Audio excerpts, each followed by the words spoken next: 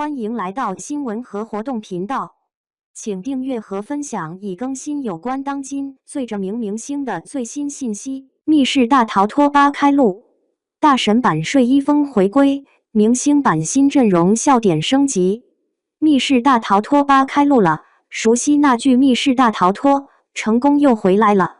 这类节目有意思的地方，从来不只是门怎么开，锁怎么解，真正让人上头的是一群平时在镜头前看着体面的人，进了密室之后突然全线掉人设，有人贴墙走，有人原地弹开，有人嘴上说不怕，脚已经先软了。这回芒果把电子榨菜又端上桌，观众当然会围过去。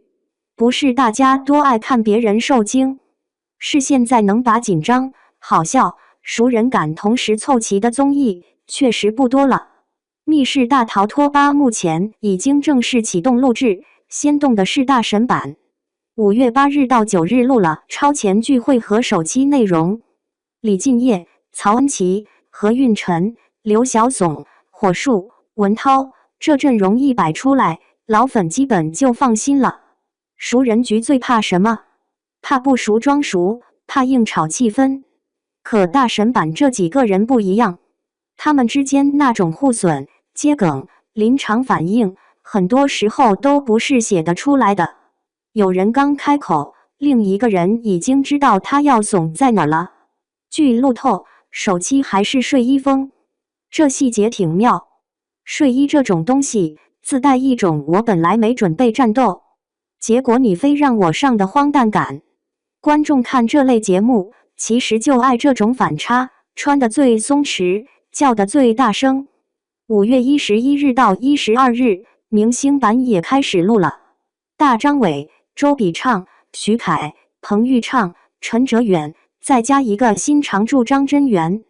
你看这名单，基本就知道节目组想保什么，又想添什么。大张伟还是那个气氛发动机，很多综艺一冷场，他一张嘴就能续命。周笔畅这几年在蜜桃里的位置也挺稳，属于那种不一定喊得最大声，但关键时候真能顶上去的人。他那个坦不是硬装出来的，是站那儿就让人觉得靠谱。徐凯、彭昱畅、陈哲远这几个，一看就知道笑点不会少。所谓三怂这个标签，观众也早就认了。密室这玩意儿最怕全员都太强，真要人人冷静，人人沉稳，节目反而不对味。总得有人负责破题，也总得有人负责贡献上蹿下跳、滑跪尖叫。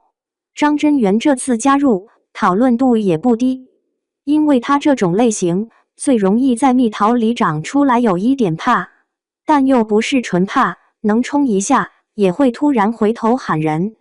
这种小怂但不废的人设，在这节目里很吃香。这次超前聚会据说和露营有关，户外、树林、微恐元素都上了。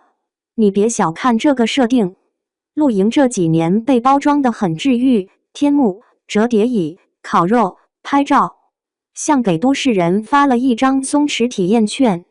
可一旦把场景放到综艺里，尤其是蜜桃这种节目里，树林一黑，风一吹，灯一晃，那个味道就立刻变了。白天看着像度假，天一擦黑就容易变事故片。这种反差是节目组会的，观众也吃这套，因为大家现在对单纯的恐怖已经有点疲了，反而是这种本来很轻松，结果慢慢不对劲的节奏，更容易把人吊住。有路透说，大家在外面烧烤、聊天，看着还挺开心。可这种开心越真实，后面被吓到的时候就越好笑。不是嘉宾不专业，是人真没法在上一秒吃肉，下一秒见 NPC 的时候保持同一种体面。密室大逃脱能做这么多季，不只是因为题做得花，更关键的是，它一直保留着一种很少见的综艺质感，嘉宾像朋友，不像工友。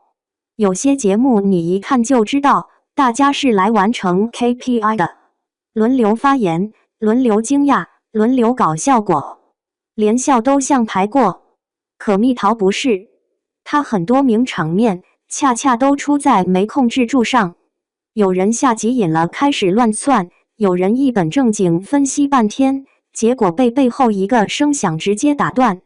这种失控反而最真。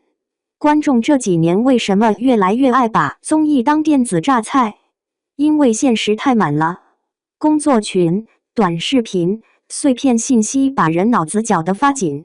大家需要的不是更大的道理，是一种能让人边笑边放空的东西。